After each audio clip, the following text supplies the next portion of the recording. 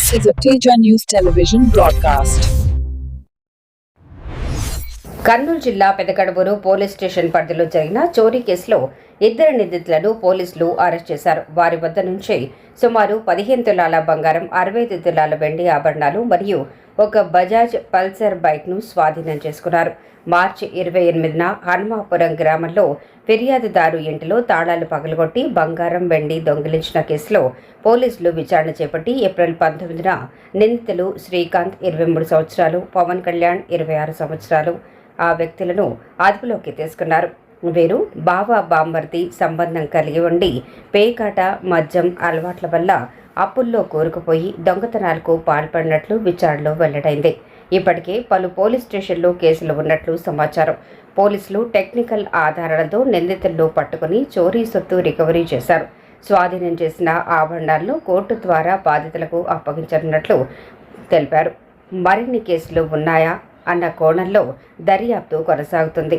ఈ ప్రెస్ మీట్లో ఎమ్మిగనూరు డీఎస్పీతో పాటు కోసికి సీఐ మంజునాథ్, పెదకడబూరు సీఐ మారుతి మరియు సిబ్బంది పాల్గొన్నారు.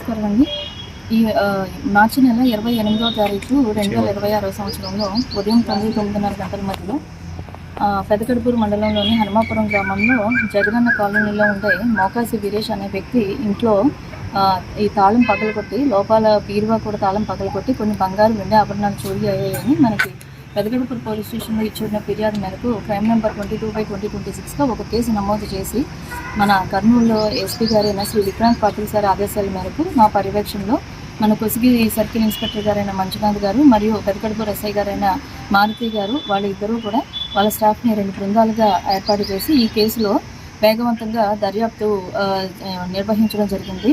ఇందులో మనం గ్యాదర్ చేసిన టెక్నికల్ డీటెయిల్స్ ఆధారంగా ముద్దాయిల్ని మనము ట్రేస్ అవుట్ చేయడం జరిగింది.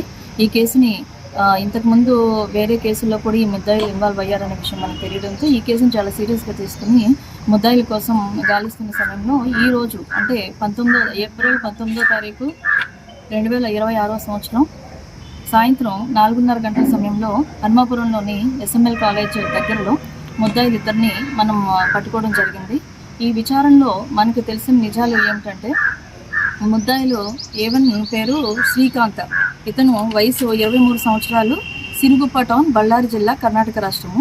ఏటో వచ్చేసి Pawan Kalyan, age 26 years, Sindhanur town, Bellary జిల్లా, కర్ణాటక రాష్ట్రం. వీళ్ళిద్దరూ కూడా రిలేటివ్స్, బావమరిది అవుతారు. వీళ్ళిద్దరూ కూడా పేకాట, మద్యము వీటికి బాగా అలవాటు పడి వాటికి బానిసలై ఆ ఖర్చుల నిమిత్తము దొంగతనాలకు అలవాటు పడ్డారు.